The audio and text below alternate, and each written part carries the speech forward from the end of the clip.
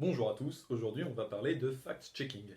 Et d'emblée il y a un problème, c'est que je galère à dire ça, donc on va y aller à la française et dire vérification des faits. De toute manière, je déteste les anglicismes et mon plus grand rêve c'est de devenir membre de l'Académie française. La vérification de faits est apparue aux États-Unis dans la décennie 1990 et émerge en France et plus globalement dans l'Europe depuis quelques années, avec une forte croissance en 2012 liée aux élections présidentielles. Cette discipline est tout de même implantée depuis plus longtemps, en 1995 pour le cas de la France avec la création de l'Acrimed. Je vous mets un lien dans la description pour ne pas rallonger la vidéo. Donc la vérification de faits, à première vue, c'est une démarche qui semble évidente, qui est saine et qui n'est rien d'autre après tout que du bon sens. Ça consiste tout simplement à vérifier des informations. Donc là, on a deux types de vérification de faits.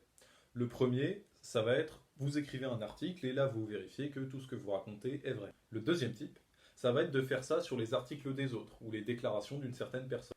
Donc, le premier type de vérification, il est personnel, tandis que le deuxième, il se fait par rapport aux autres. Ce que je vais critiquer dans ma vidéo, c'est ce deuxième type de vérification. Le premier type, c'est une évidence, tout le monde devrait faire ça, et heureusement, la majorité des médias le font. Cependant, le deuxième type de vérification des faits, va falloir qu'on en parle. La démarche en elle-même est relativement identique au premier type de vérification, sauf que là on cherche les erreurs non pas chez nous, mais chez les autres.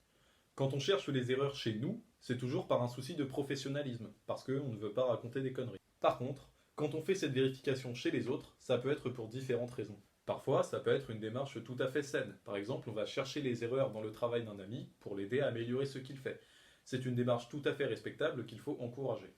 Malheureusement, le fait est qu'à mon avis, les médias mainstream se servent de cette vérification de faits pour attaquer certaines personnalités et par association certaines idéologies. Cette manipulation opérée par les médias se fait facilement à travers des articles ou des reportages, mais la vérification de faits est une arme plus puissante encore. Bonjour, c'est le déblateur. Fallait s'y attendre, vous êtes sur ma vidéo. Je me permets une petite parenthèse pour vous expliquer pourquoi les médias veulent et peuvent s'impliquer dans la politique. Imaginez qu'on fasse la proposition suivante à n'importe qui. Je t'offre le pouvoir de décider ce que les gens pensent et donc d'influer sur les élections. Face à cette proposition, beaucoup vont se réjouir. Donc, tout le monde a un intérêt à s'impliquer dans la politique, et les médias ne font pas exception. Les médias sont des organisations extrêmement puissantes, d'une part parce qu'ils contrôlent plus ou moins l'information, d'autre part parce qu'on retrouve à leur tête des milliardaires qui investissent dans d'autres domaines, et qui ont donc une grande influence. Les médias ont des intérêts assez forts qui les poussent à s'impliquer dans la politique, pour servir les intérêts des personnes qui les dirigent afin de gagner plus d'argent ou plus de pouvoir. Aujourd'hui, le journalisme ne consiste plus seulement à rapporter l'information, mais aussi à la commenter, ce qui se fait forcément selon une certaine idéologie, une certaine vision du monde. Puisque les médias se déclarent neutres, malgré l'impossibilité de l'être, les personnes qui suivent l'information via ces médias vont plus facilement adhérer à leur idéologie. C'est pour cela qu'il est très important de varier les sources d'information et de ne surtout pas se contenter des médias mainstream, car la grande majorité d'entre eux partagent la même vision du monde, en tout cas dans les grandes lignes. Donc, les médias s'impliquent fortement dans la politique et y ont une grande influence. Ils peuvent donc, selon leurs intérêts, promouvoir ou détruire une idéologie, et ce sous couvert de neutralité. C'est la fin de la parenthèse. Regardez, vous avez un magnifique repère sur un magnifique fond blanc. En abscisse, vous avez tous les sujets qui existent, des plus intéressants aux plus ennuyants, des plus clivants aux plus insignifiants. On y retrouve donc la pêche à la crevette, l'évolution du taux de chômage, l'affaire Benalla, etc. En ordonnée, nous avons des idéologies, des courants de pensée, des religions, tout ça, tout ça. Pour illustrer, on peut trouver la non-violence, le royalisme, le fascisme, etc. Chaque idéologie va avoir une manière particulière de commenter un sujet. Sur la pêche à la crevette, ça ne va pas être flagrant, mais on va facilement identifier les différences sur des sujets clivants. C'est notamment sur ce genre de sujet qu'on repère l'idéologie des médias. Des fake news, il peut y en avoir sur tous les sujets. En bleu, vous avez donc les fake news potentielles. Et puis, de temps en temps, à force d'en parler, on va diffuser une fake news. Donc là, sur mon repère, un média royaliste écrit un article sur la pêche à la crevette et met par erreur ou volontairement une fake news dedans. Donc là, ça passe en rouge. Imaginons que tous les sujets soient abordés selon toutes les idéologies et qu'à chaque fois on tombe sur une fake news. On a donc un repère complètement rouge.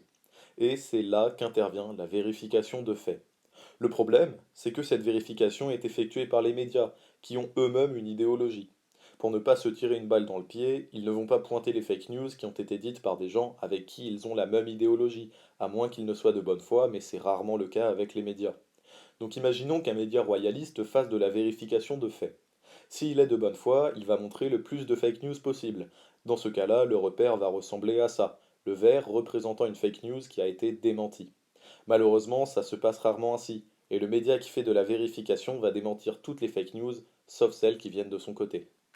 Le média peut décider de s'attaquer à une idéologie en particulier, par exemple à l'approche d'élections. Dans ce cas-là, il va se concentrer sur les fake news qui viennent de cette idéologie.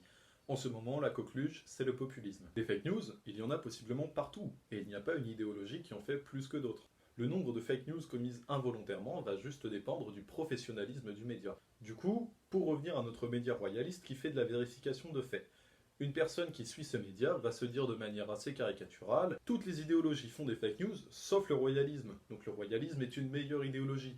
C'est nous les gentils, on est du côté de la vérité. Je tiens juste à préciser que j'ai pris le royalisme parce qu'il fallait bien un exemple. Ce n'est en aucun cas un signe d'hostilité. Donc, chaque média, selon son idéologie, va présenter un certain repère, en montrant les fake news des autres et en ne montrant pas celles qui viennent de son côté. Les médias mainstream n'utilisent pas la vérification de faits dans un but journalistique, dans un but de recherche de vérité, mais bien pour attaquer des idéologies et défendre les leurs. Faites donc attention quand vous êtes face à de la vérification de faits. Le média ne fait pas ça pour vous aider à séparer le vrai du faux, mais pour vous faire adhérer à son idéologie et vous faire haïr les autres idéologies en vous sentant supérieur, car de votre côté, il n'y a pas de fake news. Voilà, c'est la fin de cette vidéo. Je vous invite à mettre un pouce bleu, à commenter, à partager, et patati et patata. Si vous le voulez, si vous le pouvez, vous pouvez faire un tour sur ma page Tipeee. Je vais mettre le lien dans la description, ça va me servir à me soutenir financièrement. Il ne va pas y avoir de vidéo pendant les vacances puisque je serai en voyage. On se retrouve donc à la rentrée. Bisous.